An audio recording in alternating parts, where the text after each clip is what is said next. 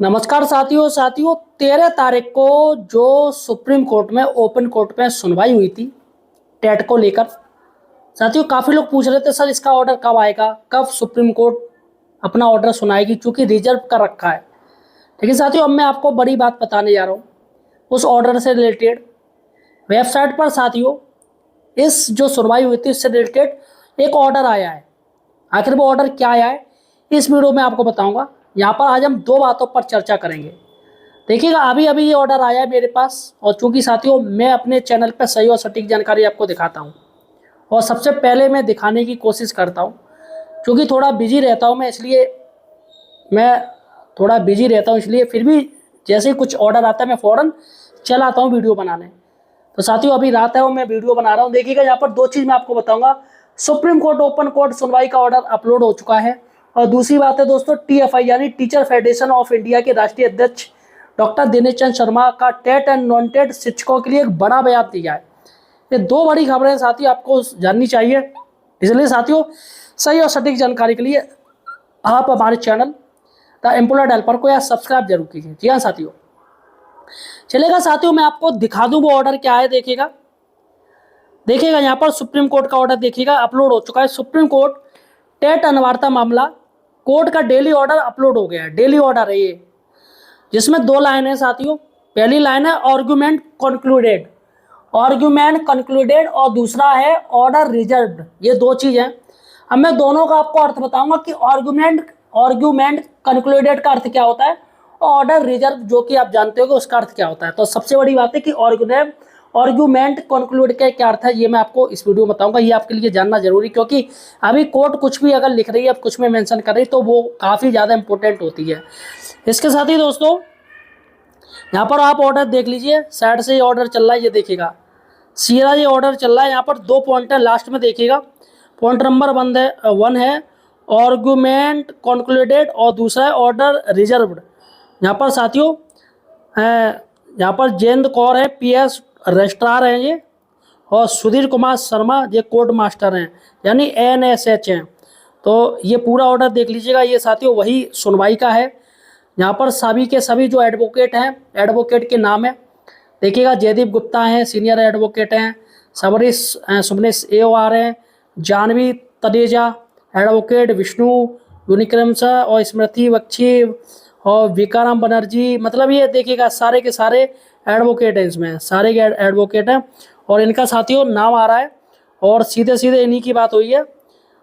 4 applicant 4 respondent सारा का सारा साथियों ये ऑर्डर अभी अब चलेगा। अब हम आपको बताते हैं कि आखिर ये मैटर क्या है, ये आर्गुमेंट कॉन्क्लूडेड क्या होता है। देखिएगा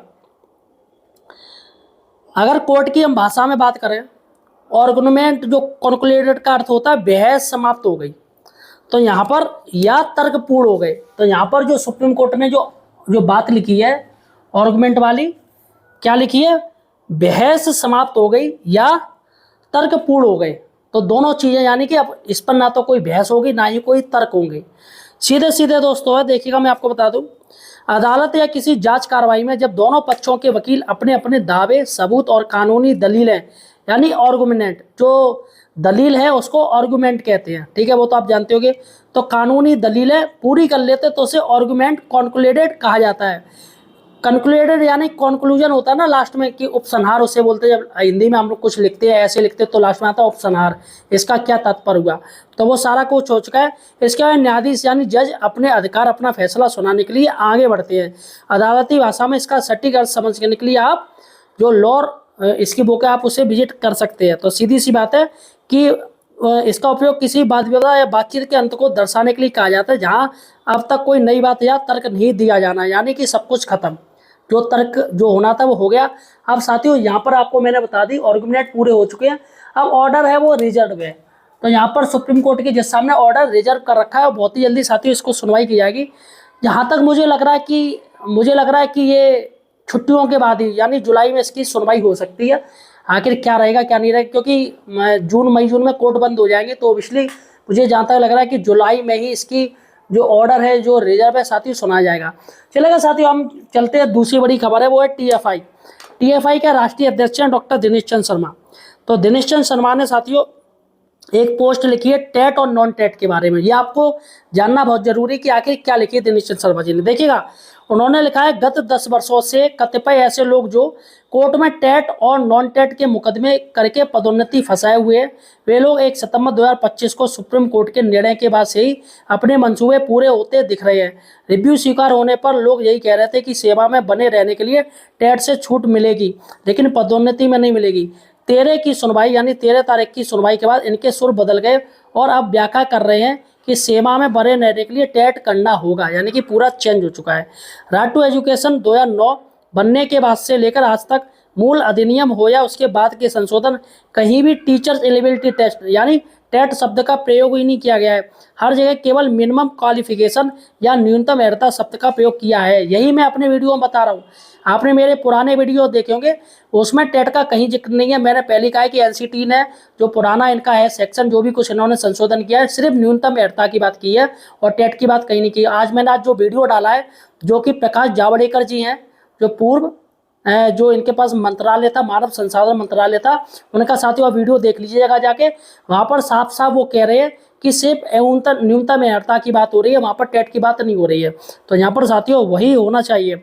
आरटी एक्ट धारा 23 पैराग्राफ 1 के अंतर्गत केंद्र सरकार ने एनसीटी को एकेडमिक अथॉरिटी बनाया है। इसके बाद एनसीटी ने 23 अगस्त 2010 की अधिसूचना द्वारा पहली बार टेट मिनिमम क्वालिफिकेशन का हिस्सा बनाया। एनसीटी ने अपने राजपत्र में स्पष्ट किया है कि 23 अगस्त 2010 के होने वाली नियुक्ति की अंतिम नियुक्ता यानी विद टेट होगी, यानी 23 अगस्त 2010 के बाद की बात, ठीक है। 23 अगस्त 2010 से पूर्व नियुक्त कार्यरत शिक्षकों को न्यूनतम अर्हता विदाउट टेट मानी जाएगी। ये खुद एनसीटी ने ये कुछ कहा है, खुद कहा है। लेकिन सबसे बड़ी बात है दोस्तों, सुप्रीम कोर्ट के जज साहब इस चीज़ को मान ही नहीं रहे। वो सिर्फ क्वालिटी एजुकेशन की बात करें कि क्वालिटी एजुकेशन जरूरी है। तो समझ में नहीं आ रहा है कि आखिर वो नियम क्यों नहीं मान रहे हैं। बाद में 2017 के संशोधन में यह कहा गया कि 31 मार्च 2015 तक नियुक्त या कार्यरत शिक्षकों को सेक्शन 23 पैराग्राफ 1 के अंतर्गत निर्धारित न्यूनतम अर्हता प्राप्त करनी होगी। अब यदि कोई शिक्षक 23 अगस्त 2010 से पहले नियुक्त है तो उसकी निर्धारित न्यूनतम अर्हता वही होगी जो उस समय लागू थी, अर्थात विदाउट टेट। ठीक है साथियों, जिस एनसीटी को टेट लागू करने की शक्ति है, तो क्या उसे परिस्थितियों के अनुसार रिलैक्सेशन देने की शक्ति नहीं है? उनका कहना है जब एनसीटी टेट लागू कर रही, क्या उसके पास ये अधिकार नहीं कि टीचर्स को रिलैक्सेशन दे सके टेट से? यह विषय अभी भी न्यायिक व्याख्या के अधीन है और आवश्यकता पड़ने पर पुनः न्यायालय के समक्ष रखा जाएगा। यदि आरटी में कहीं टेट प्रयोग हुआ है तो उपलब्ध कराएं, चाहे सुप्रीम कोर्ट से हो या संसद के एनसीटी के राजपत्र 23 अगस्त 2010 से टेट आया है, उसी के आधार पर मिनिमम क्वालिफिकेशन डिसाइड होगी। तो यहाँ पर दोस्तों बहुत बड़ी बात कह दी है। उनका कहना है अगर उस समय टेट था तो आप कहीं से भी वो शब्द निकाल के लाइए, आप चाहे राजपत्र से लाइएगा, चाहे संसद से निकाल के लाइएगा, कहीं से भी ये निकाल के लाइएगा कि एनसीटी ने कहा है कि टेट देना पड़ेगा, सभी टीचर्स के लिए टेट अनिवार्य है। ऐसा कोई शब्द है तो वो निकाल के लाए टेट से रिलेटेड हो।